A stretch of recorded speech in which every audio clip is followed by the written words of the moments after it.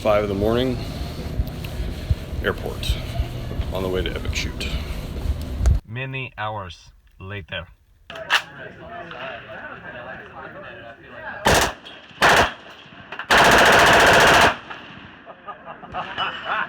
wish I'd have known. I totally would have been. Oh my god, this thing is amazing. What's up, everybody? Welcome back to the VSO Gun Channel. As you guys saw in the intro of the video, I was headed down to the Big Daddy Unlimited second annual Epic Shoot. And basically it's a live fire demo put on by Big Daddy Unlimited for some of the vendors that they work with. And they invite people like me. I don't know why, but they do. And if you guys are unfamiliar with Big Daddy Unlimited, they're basically a subscription-based service that basically allows consumers to circumvent the whole distributor retail store markup scheme that makes optics and things of the like cost so much. But anyway, we'll talk about Big Daddy Unlimited a little bit more towards the latter part of the video, but if you guys are interested in the service, I have a full brief on a page on my website that I will have linked in the description box down below. If you guys are interested, I highly suggest that you read that briefing because it lists the pros and the cons of the service. And also on that site is a link to the sign-up page, and I will be completely transparent. If you guys use that link, then I get a little bit of a kickback from your subscription each month. So if you guys are interested in it, I'd greatly appreciate it if you use that link and keep me from eating ramen. I don't eat ramen anyway. What am I talking about? Whatever trash meat is available in the manager section where it's about to go bad. Yeah, that stuff. The event was held near Savannah, Georgia this year. And I was actually hoping to get a bit of a respite from the winter weather that was kind of blowing through Ohio at the time. I was told that it was supposed to be 70 degrees in bright sunny weather, and I got there, it was 40 degrees and raining. It's 55 degrees today in Ohio. Oh well. So right inside the door, before I even got to the registration tent, I was flagged down by one of my friends from Daniel Defense that I hadn't seen in a long time. I promise, Big Daddy Unlimited and the gun club that held the event, I went back after the fact and signed the waiver and everything. Don't be mad. Basically, we ran through two of their new offerings. One of them was a bolt gun, one of them was a gas gun in the AR type. They are offered in both 308 and 6.5 Creed. Both the ones they brought with them were 6.5 Creed, probably just for simplicity of not managing the ammo. I really liked the bolt gun. I didn't like the gas gun quite as much. It just seemed like it was pretty snappy in that configuration. Now, it was not suppressed, the bolt gun was. Maybe I'm just upset because they didn't put a can on the end of it and I had to sit next to it for half the day with my hearing protection on. Suppressor snob. But I definitely did like the bolt gun. It was very smooth and both guns were exceptionally accurate. I was able to pick out the smallest target at the end of the range, probably like a 5-inch gong or something like that, and smack it at 550 yards consistently with both guns. We are going to skip forward just a little bit in the day and talk about a bucket list gun that I got to shoot. Some years ago, I did a video on the IWI Negev machine gun. That one was in 5.56, and an interesting fact about that particular belt-fed machine gun is that it's one of the few select fire belt feds in the world, meaning that it has a semi-automatic mode for Israeli reasons, but we'll not go any deeper into that because we don't want to get this video like completely demonetized, although it's probably going to be anyway. But my friend that works there brought down the 7.62 version in addition to the 5.56 version, so I got to shoot the 308 version of the Negev machine gun, and it's basically recoilless. Just gonna go all the way. All right.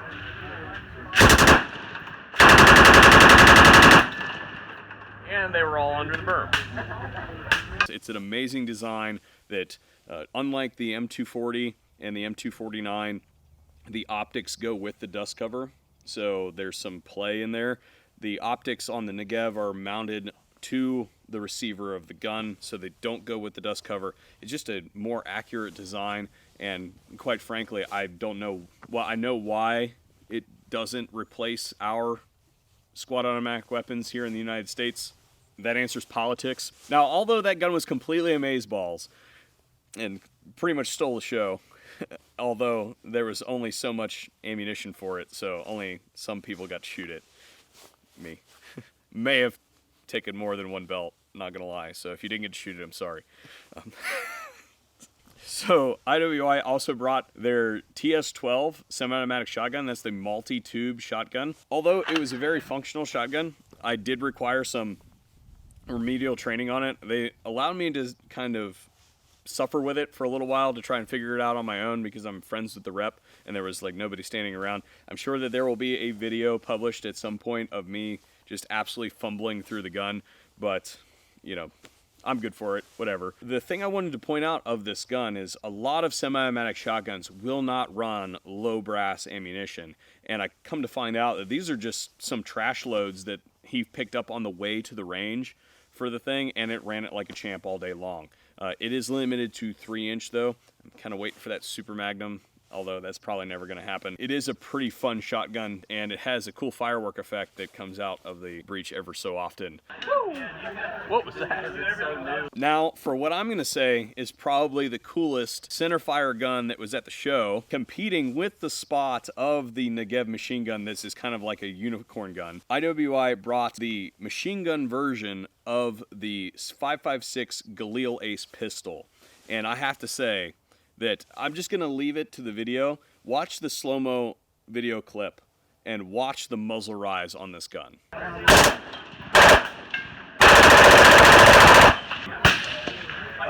Yeah, I'm going to say that I'm probably going to have me one of them. Strong showing from IWI at this show. Round of applause. Just down from IWI, I got to catch up with the guys and gals from White Label Armory. It was really good to put some names with some faces there.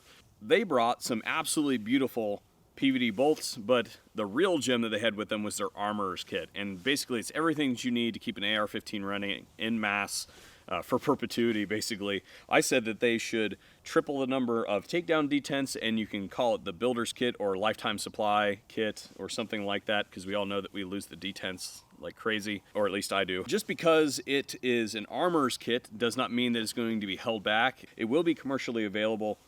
But what's neat about it is it's a hard case that has individual sections for each of the items, as well as a description, a picture, and the SKU number for the special packaging of that of the Armorer's kit. So when something runs out, you basically just get on the website, type in the SKU number, and you're off to the races, and you can refill those in pretty short order. Mass amount of detents. Yeah, that's not the one I'm really interested in. I think everybody's really interested in...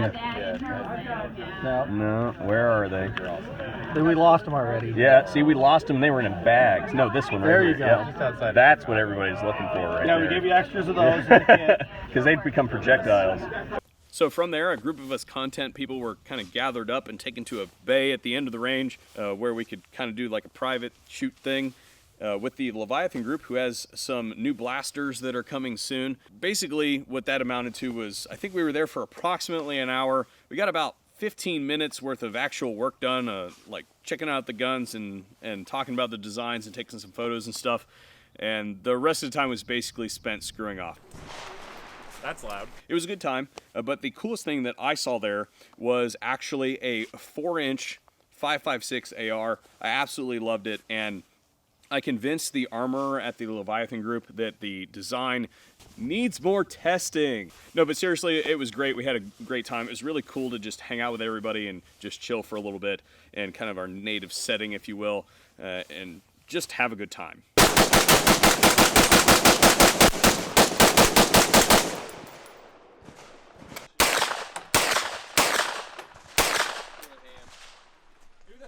From there, I walked down to the Microtech booth, which they're mostly known for their blades. I'm not really a knife guy. I basically use knives like 3 times and then lose them and then find... I'm going to literally like open a door one day and find a pile of knives laying there one day. I have no idea where they go. Hello? Off, don't ever call me again. Blocked. But anyway, what I was interested in there was not the knives, it was the 2 cans that they had with them. They had 2 9mm suppressors there.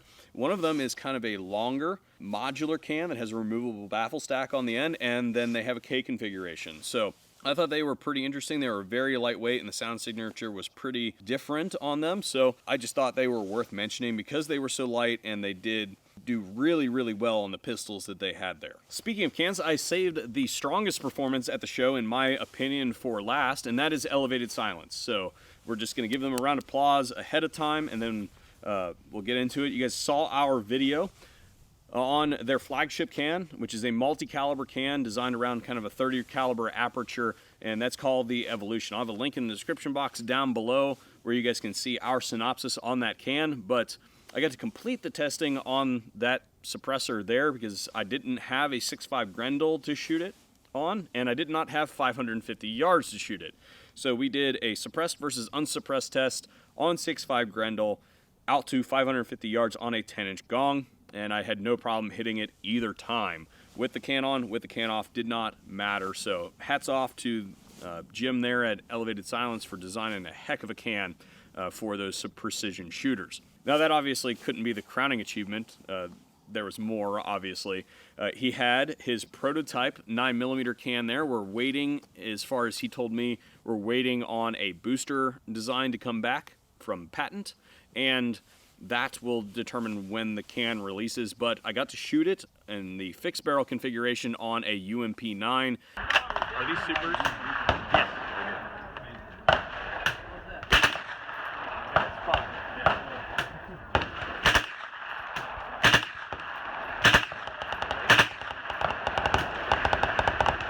It sounds great. I told him that he should sell it now as a 9mm fixed barrel and then offer that at a discounted rate to anybody who has the thing.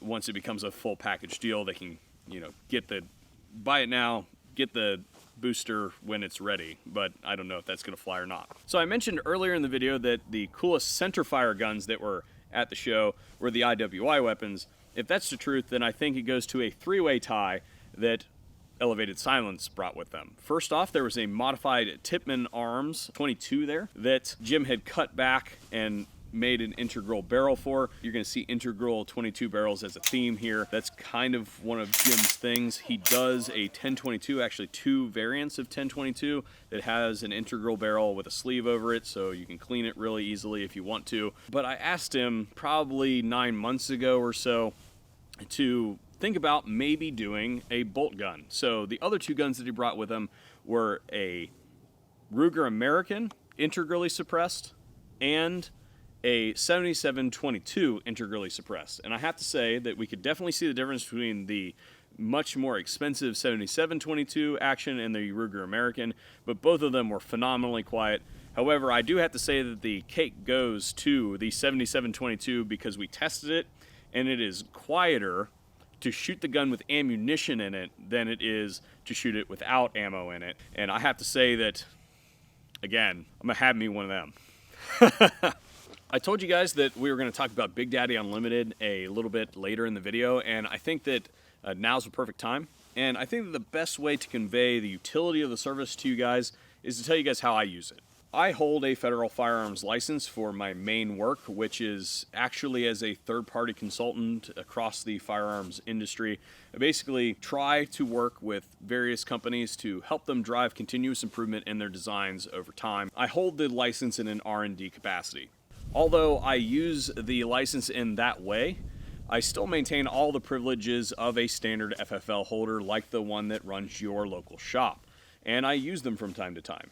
But when you get an FFL, you are inundated with all kinds of offers from all the various distributors out there across the country trying to get you to sign up with them with special pricing and competition with their direct competition. It's a mess, okay? It's just an absolute mess, and it's not something that I wanted to deal with. So instead of going that route and having all these distributor accounts, I just use Big Daddy Unlimited.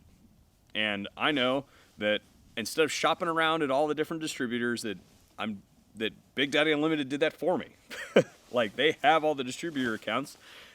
I just shop on their site, and I know that I'm going to get a pretty fair price. They make their money off of the subscription service, and that's really what it is. So that's how I use the service, and I have other options, but I choose to use that one just because it's so convenient. It did it that time. So anyway, that draws our synopsis video of the Big Daddy Unlimited epic shoot to a close. Please leave a comment down in the comment section down below on anything that you guys thought was neat, and I will do my best to run it down. I have not forgotten about all of you guys that said that you wanted to see the Bowers War Dog from the Iraq Veteran 8888 shoot video that I did. It is here for testing, and I'm actually going to take the first shots through it here in a moment. Thanks for joining us here on the VSO Gun Channel, and hopefully we'll see you guys on a future video. I'm in the splash zone. Yes, you are. All right. Go forward of him. All of you. No. Yep. I'm good. When I do that, I just look like a water bubble. I had bread today. I never eat bread. It's killing me. I'm gonna go drink some kombucha. Ugh. Sorry, guys.